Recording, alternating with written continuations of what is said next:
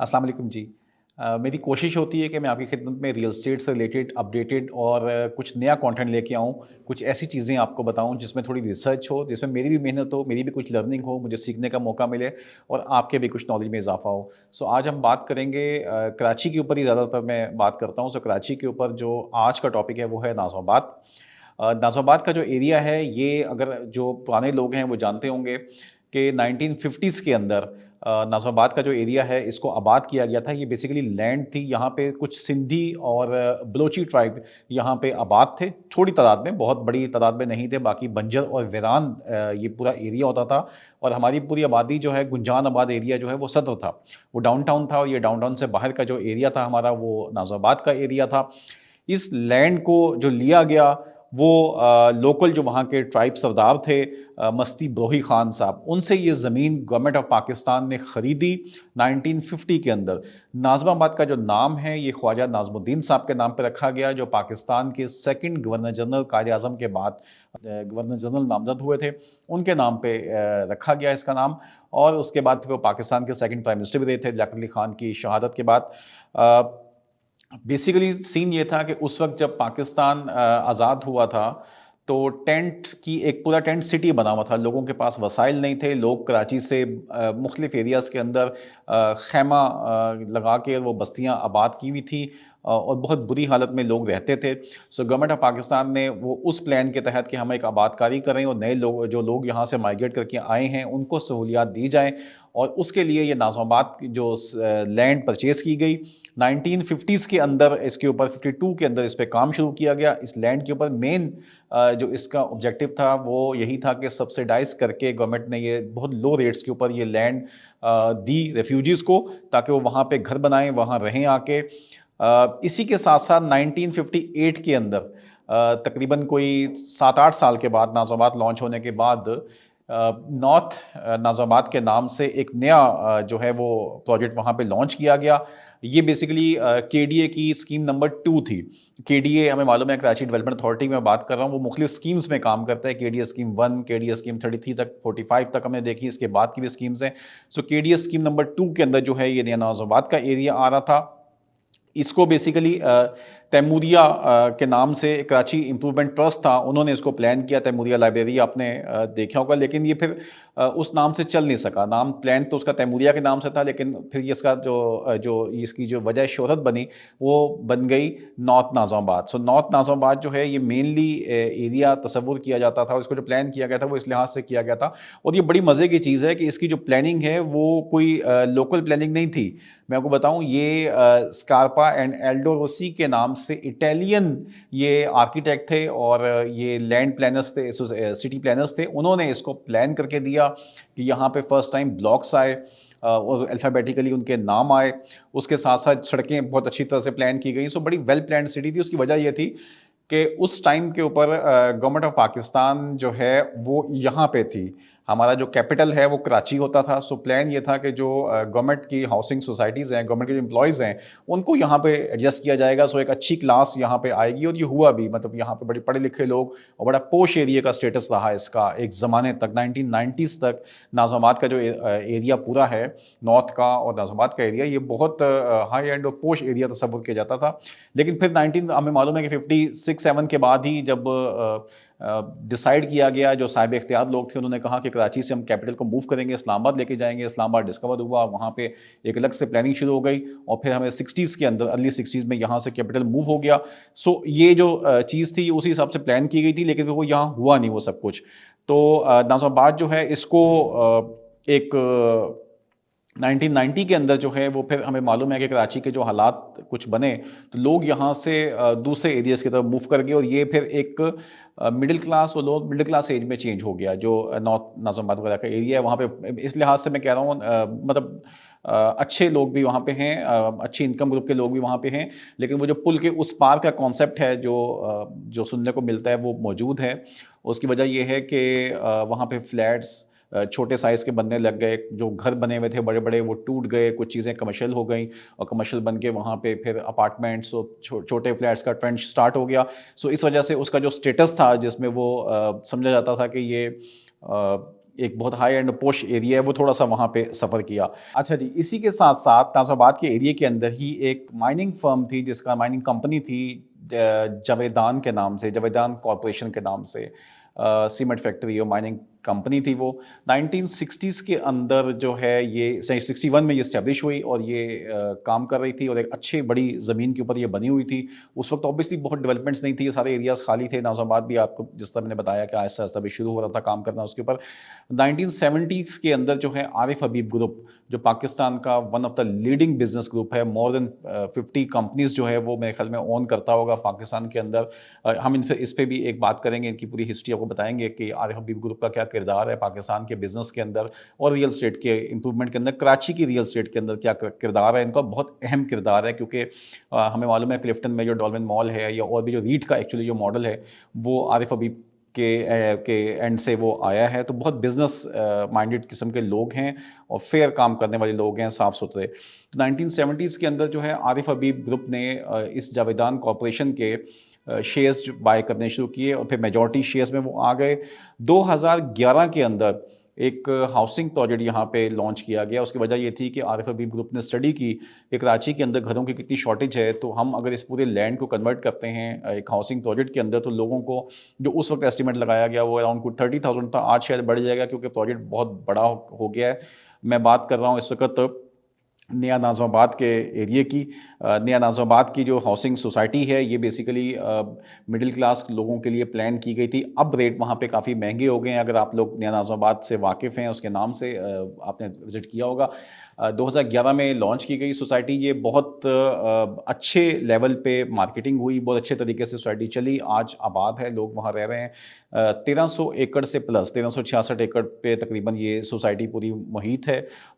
بہت بڑے شہر کے اندر اگر آپ ہوتے ہیں، آپ ناظم آباد یا گلشن یا جوہر، اور آپ PCHS یا کسی بھی ایریے میں آپ جائیں اور وہاں سے نکل کے اگر آپ ایک دم سے جاتے ہیں اس میں نیا ناظم آباد کے اندر، تو آپ کو ایک واضح فرق محسوس ہوتا ہے۔ نیا ناظم آباد کے اندر بہت کشادہ سڑکیں ہیں، گرینری بہت اچھے طریقے سے کی گئی ہے، پلانٹیشن بہت اچھی ہے، مطلب کسی بھی لحاظ سے آپ اس کو جو مثال دی جاتی ہے، میں بحریہ ٹاؤن کی بار بار ہم بھی بات کرتے ہیں کہ اس کی ڈیولپمنٹ بہت اچھی ہے، تو اس سے کم آپ کو نہیں لگتی۔ نیا ناظم آباد کی وہ جو ڈیولپمنٹ ہے وہ بہت سی چیزوں میں بہت اچھی پلاننگ وہاں پہ کی گئی ہے، اور فیوچر میں جو چیزیں وہ لے کے آ رہے ہیں وہ اس سے بھی اچھی ہیں۔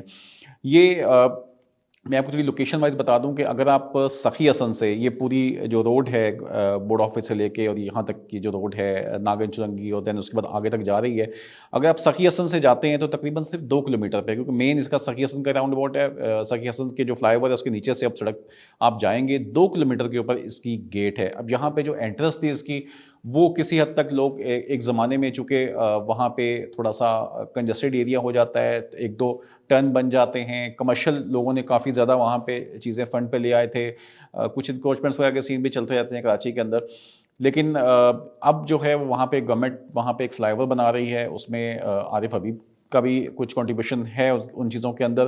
سو سخی حسن سے اگر آپ جائیں گے تو آپ کو تقریباً یہ سمجھیے کہ آپ اس کی نیا ناظم آباد کے بالکل گیٹ پہ جا کے وہ فلائی اوور لینڈ کرے گا۔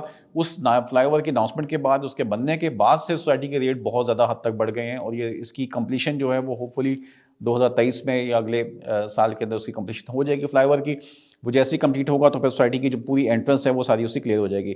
واٹر پمپ سے جو ہے یہ 5 کلومیٹر کا ڈسٹینس بنتا ہے اگر آپ واٹر پمپ سے ٹریول کرتے ہیں نیا ناظم آباد کے لیے۔ حیدری کی مارکیٹ سے 5 کلومیٹر، اگر ہم بورڈ آفس والی سائڈ سے آتے ہیں تو حیدری سے 5 کلومیٹر کے اوپر جو ہے وہ آپ کو یہ انٹرنس ملے گی آپ کو نیا ناظم آباد کی۔ نیپا چرنگی سے، جہاں سے آج ہم نے وزٹ کیا تھا اس سوسائٹی کا، وہاں سے 8 کلومیٹر کا ڈسٹینس ہے، اور حسن اسکوائر سے سیوک سینٹر سے اگر آپ جاتے ہیں تو آپ کو تقریباً 11 کلومیٹر کا ڈسٹینس پڑتا ہے اس سوسائٹی کے لیے۔ 8 بلاک میں اس کو ڈیوائڈ کیا گیا ہے اس نیا ناظم آباد کے پروجیکٹ کو، اے سے لے کے این تک پوزیشن مل گئی ہے، کچھ کی پوزیشن ابھی نہیں ملی ہوئی، لوگ وہاں پہ بہت بڑی تعداد میں رہ رہے ہیں۔ میں آپ کو ساتھ ساتھ اس کے فوٹیجز اور ایئر ڈرون وغیرہ کی دیکھ رہے ہوں گے چلتی ہوئی اسکرین کے اوپر، اور آئی ایم شیور آپ لوگ واقف بھی ہوں گے۔ میں نے آپ کو صرف ناظم آباد کا، نارتھ ناظم آباد کا ایک جو اوور ویو دیا، تھوڑی سی ہسٹوریکل فیکٹس آپ کے سامنے رکھے تاکہ ہمیں اندازہ ہو کہ وہاں پہ یہ جو ایریاز ہیں یہ کس پرپز کے لیے آباد کیے گئے تھے، اور کتنی بڑی تعداد میں پھر اس کے بعد لوگ یہاں پہ آئے، اور یہ کتنے گنجان آباد ایریاز ہو گئے ہیں۔ اور چونکہ اب یہ اتنا نزدیک آ گئے ہیں، لوگ اپنے جب کہیں رہتے ہیں تو اپنے بزنسز، اپنی پراپرٹیز، اپنی جو جو اپنی انوالومنٹس ہیں بزنس اس کی کمرشل ایکٹیویٹیز کے اندر، پھر بچوں کے معاملات ہوتے ہیں، اسکولنگ کے، ہیلتھ کیئر کے، بہت سی چیزیں ہوتی ہیں، تو وہ ساری چیزیں پھر اس ایریے کے اندر ان کی ڈیولپ ہو جاتی ہیں. آپ کی 5-7 فیملیز اگر آپ کسی شہر میں رہتے ہیں تو آپ کی 6-7 فیملیز جو ہیں وہ آپ کے گرد و نواح میں آ جاتی ہیں اس ایریے کے. سو بہت سے لوگ ایسے ہیں جو نارتھ ناظمات سے نکلنا نہیں چاہیں گے، جو ناظمات سے نکلنا نہیں چاہیں گے، جو اسی کے سراؤنڈنگ میں رہیں گے. نیا ناظمات کی جو اسکیم ہے وہ ان لوگوں کو وہ لائف سٹائل جو وہ پچھلے 40-50 سال سے افورڈ نہیں کر پا رہے تھے، انہیں مل نہیں پا رہا تھا، وہ سب چیزیں انہیں وہاں پہ مل رہی ہیں. اس کے اندر جو خاص چیز ہے وہ ان بلاکس کے اندر بالکل جس طرح کوئی بھی ہم ڈی ایچ اے کی پلاننگ دیکھتے ہیں یا ہم بحریہ ٹاؤن کی پلاننگ دیکھتے ہیں کہ ہر پریسنٹ کے اندر وہ ابھی کمرشل ایریا دیتے ہیں، اپنی ماسک دیتے ہیں. یہی سب چیزیں ایز اٹ از عارف حبیب نے بحریہ ٹاؤن لانچ ہونے سے پہلے، کیونکہ بحریہ تو 2014-15 میں آیا، لیکن اس سے پہلے 2011 میں یہ چیزیں انہوں نے دی ہیں. اور جتنے بھی بلاکس بنے ہوئے ہیں، ہر بلاک کی اپنی مسجد ہے، ہر بلاک کے اندر جو ہے وہ پارک بنے ہوئے ہیں اور ملٹیپل پارکس بنے ہوئے ہیں. اس کے علاوہ کمرشلز بھی ہر ایک بلاک کے اپنے ہیں جو لوگوں کو سہولتیں وہاں پہ دے رہے ہیں. پلاٹ کی کیٹیگری مینلی 4 ہیں. 120 گز کا پلاٹ ہے، 160 گز کا پلاٹ ہے، 240 گز کا پلاٹ ہے اور 400 گز کا پلاٹ ہے. 400 گز کے کچھ پلاٹ ابھی اے بلاک کے اندر ہیں. پرائسنگ آپ مجھ سے واٹس اپ کر سکتے ہیں، میں آپ کو بتا سکتا ہوں اس کے اوپر. عارف حبیب صاحب آپ کو معلوم ہے کہ خود سپورٹس میں اور ان چیزوں میں یہ بہت زیادہ انٹرسٹ لیتے ہیں، انہیں کرکٹ کھیلنے کا بہت شوق ہے. تو آلموسٹ ہر ویکینڈ پہ وہ وہاں پہ موجود ہوتے ہیں کرکٹ اسٹیڈیم کے اندر، جو ایک بہت اچھا کرکٹ اسٹیڈیم بنا ہوا ہے. میرا خیال ہے کہ اس وقت کراچی کا one of the best cricket stadium. اور اے آر وائی کی جو ٹیم سلمان اقبال صاحب نے لی ہوئی ہے کراچی کنگز کی ٹیم، جس کو اسپانسر کرتے ہیں، ان کی وہ ٹیم ہے کراچی کنگز کا. یہ ہوم گراؤنڈ ہے جو عارف حبیب کا کرکٹ اسٹیڈیم ہے. اسی اسٹیڈیم کے ساتھ وہ جم خانہ لے کے آ رہے ہیں. اس جم خانہ کی الگ سے ممبرشپ وغیرہ اناؤنس ہوگی اسی سال کے اینڈ تک یا نیکسٹ ایئر میں اس کی اوپننگ وہ کر دیں گے. اس جم خانہ کے اندر تمام وہ ایکٹیویٹیز جو سوئمنگ پول سے لے کے اور گیمنگ ایریا سے لے کے اور سٹنگ لاؤنج سے لے کے سب چیزیں وہاں موجود ہوں گی. اس کے اوپر وہ چیز آ رہی ہے. اس کے ساتھ ساتھ ایک 4 اسٹار ہوٹل وہ لانچ کرنے جا رہے ہیں وہاں پہ اسی اسٹیڈیم کے ساتھ. تو ہم امید کرتے ہیں کہ پی ایس ایل کے ٹورنامنٹ پھر شاید ہمیں وہاں سے لائیو دیکھنے کو ملیں گے. ادروائز اسٹیڈیم میں تو ابھی بھی پراپر وہاں میچز ہوتے ہیں، لوگ آپ بھی اسکرین پہ اس کو دیکھ رہے ہوں گے.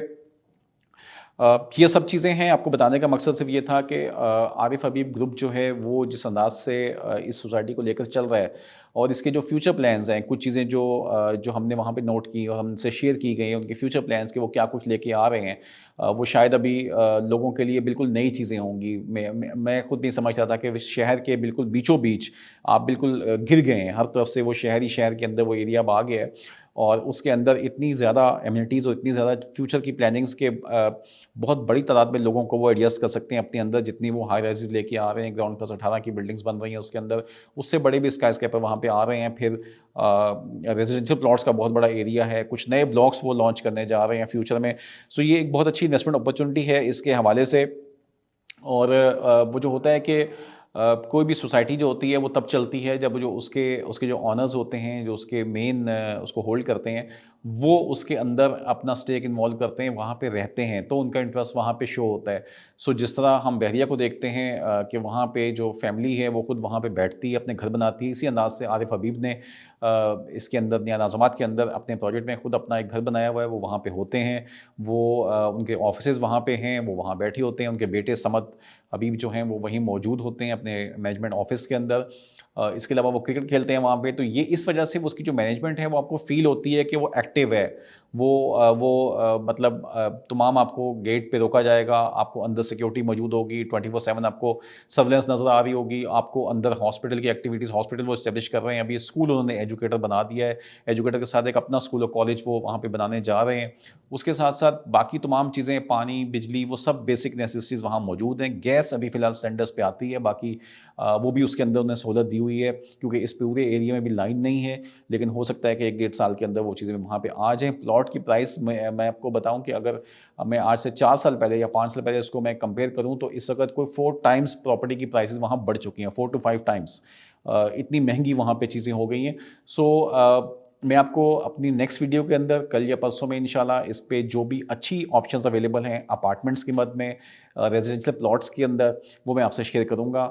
اور آپ اگر کسی چیز میں کوئی انفارمیشن لینا چاہتے ہو نیا نازمات کے حوالے سے تو آپ ہمیں واٹس اپ کر سکتے ہیں، کوئی اس پہ آپ مجھے میسیج دے دیجیے، میں آپ کو پراپر طریقے سے اس کے اوپر گائیڈ کر سکتے ہیں، ہم آپ کو، ہماری ٹیم آپ کو وہاں سے اچھے ریٹس کے اوپر اچھی چیزیں آپ کو پرووائڈ کر سکتی ہے اپنی انویسٹمنٹ سے ریلیٹڈ. سو ایک صاف ستھرا اچھا life style with in Karachi city, اس کے بارے میں اگر کوئی میسیج ہو تو پلیز مجھے واٹس اپ کیجیے گا. دعاؤں میں یاد رکھیے گا. ویڈیو دیکھنے کا بہت شکریہ. السلام علیکم.